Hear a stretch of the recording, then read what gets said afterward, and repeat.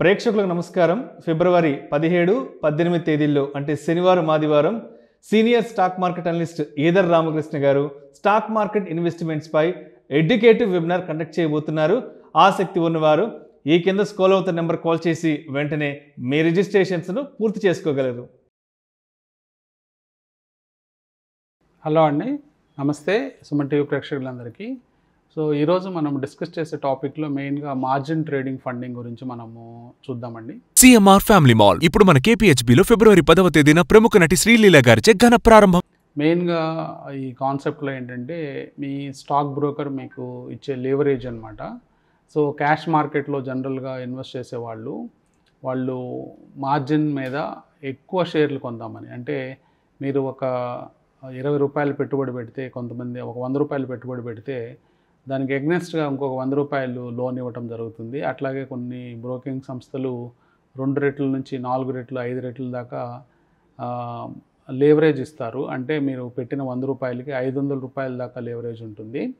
So ఈ margin trading funding అనేది అంటే ఇంట్రెస్ట్తో కూడుకుంటుంది. అంటే మీరు తీసుకున్న లోన్ అమౌంట్, బ్రోకర్ దగ్గర తీసుకునే అమౌంట్కి ఇంట్రెస్ట్ రేట్స్ ఉంటాయి. దాదాపుగా ఇంట్రెస్ట్ రేట్స్ మార్కెట్లో 7% పర్ యానం నుంచి 18% పర్ యానం దాకా ఉంది. సో దీంట్లో ఉన్న అంటే ఆసక్తికరమైన అంశాలు ఏంటంటే, అంటే మార్కెట్ బుల్ ఫేజ్లో ఉన్నప్పుడు జనరల్గా ఈ మార్జిన్ ట్రేడింగ్ ఫండింగ్ అనేది ఎక్కువ పాపులర్గా వినిపిస్తూ ఉంటుంది. సో దీనివల్ల ఏం జరుగుతుంది, ఇన్వెస్టర్సు వాళ్ళు పెట్టుకునే పెట్టుబడులు అంటే ఇంకా ఎక్కువగా పెట్టుబడులు పెంచుకోవడానికి, అట్లాగే అప్పు తీసుకొని ఎక్కువ లాభాలు సంపాదించడానికి, అంటే డెలివరీ తీసుకున్నప్పుడు స్టాక్స్ మన డీమ్యాట్ అకౌంట్లోకి తీసుకున్నప్పుడు దాదాపుగా మనము అన్ని సందర్భాల్లో 100% అమౌంట్ పే చేసి మనం డెలివరీస్ తీసుకుంటాము. సో మన దగ్గర ఉన్న డబ్బుల కంటే ఎక్కువ మొత్తంలో మనం డెలివరీస్ తీసుకోవాలి అంటే ఒక లోన్ తీసుకోవాలి. లోన్ తీసుకోవడాన్ని మార్జిన్ ట్రేడింగ్ ఫండింగ్ అంటాం. సో మార్జిన్గా మన షేర్లను పెట్టి లేకపోతే మన క్యాష్ని పెట్టుకొని దాని మీద ఎక్సెసివ్ లేవరేజ్ తీసుకొని ఆ లేవరేజ్ని వాడుకుంటూ ఉంటాము. సో జనరల్గా ఏం జరుగుతూ ఉంటుందంటే, బుల్ మార్కెట్లో మార్కెట్స్ పెరిగే కొద్దీ ఈ స్టాక్స్ కూడా పెరుగుతూ ఉంటాయి. మెజారిటీ ఆఫ్ ద స్టాక్స్ పెరగటం, ఆ పెరిగిన స్టాక్స్ ద్వారా మనకి ఎక్కువ లాభం పొందడం జరుగుతూ ఉంటుంది. ఈ లాభాన్ని ఎక్కువగా ఆర్జించడానికి ఈ మెథడ్ యూస్ చేస్తారు. దాదాపుగా ఇండియాలో 7-8 వేల స్టాక్స్ ట్రేడ్ అవుతున్నప్పటికీ మెజారిటీ ఆఫ్ ద బ్రోకర్స్ ఒక 1000 స్టాక్స్ దాకా ఫండ్ చేస్తున్నారు, ఫండింగ్కి అలౌ చేస్తున్నారు. సో ఆ స్టాక్స్ మీద ఎక్కువ మంది ట్రేడింగ్ చేయటము, వాటిల్లో ఇన్వెస్ట్ చేయటం, అంటే షార్ట్ టర్మ్ ఇన్వెస్టింగ్, అంటే కొద్ది రోజుల పాటు ఆ స్టాక్స్లో పొజిషన్స్ తీసుకొని లాభాలు పొందడం జరుగుతూ ఉంది. సో ఈ మార్కెట్లో ఎక్కువ ఫ్లక్చువేషన్స్ మనం చూస్తున్నాం. అంటే స్టాక్స్ విపరీతంగా పెరగడం, ఒకే రోజు 10%, 20% పెరిగిన సందర్భాలు కూడా మనం చూస్తున్నాము.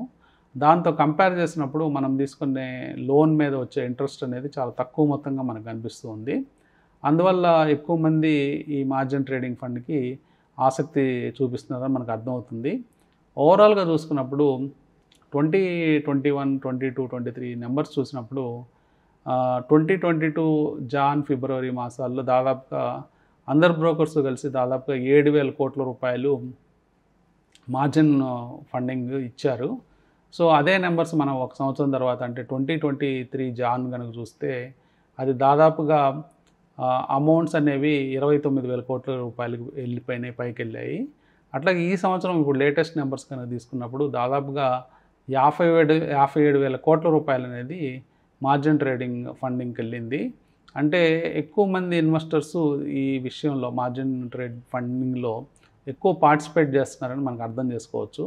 సో ఎక్కువ మంది పార్టిసిపేట్ చేసినప్పుడు ఏమవుతుందంటే, అంటే వాళ్ళకి వచ్చే రిస్క్ లేదు. అంటే ఎక్కువగా ఎవరైతే ఈ ఫండింగ్ చేస్తున్నారో ఆ బ్రోకర్స్కి వచ్చే రిస్క్ లేదు. వాళ్ళు రిస్క్ మేనేజ్మెంట్ ద్వారా వాళ్ళ డబ్బులు పోగొట్టుకోరు. ఎందుకంటే కొంత అమౌంట్ మీద ఉంటుంది కాబట్టి వాళ్ళు సేఫ్గా ఉండడానికి ట్రై చేస్తారు.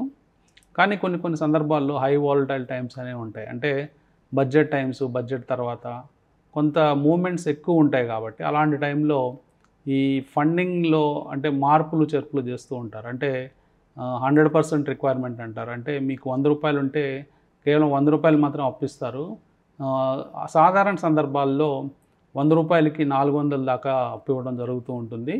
సో ఇవన్నీ కూడా దృష్టిలో పెట్టుకొని అంటే ఎంత రిస్క్ ఉంది మార్కెట్లో ఎంత రిస్క్ ఉందనే దాన్ని బట్టి ఆ ఫండింగ్ అనేది ఉంటుంది. కాబట్టి ఇన్వెస్టర్స్ కూడా ఆలోచించుకోవాలి ఇది ఎంతవరకు సేఫ్ అనేది.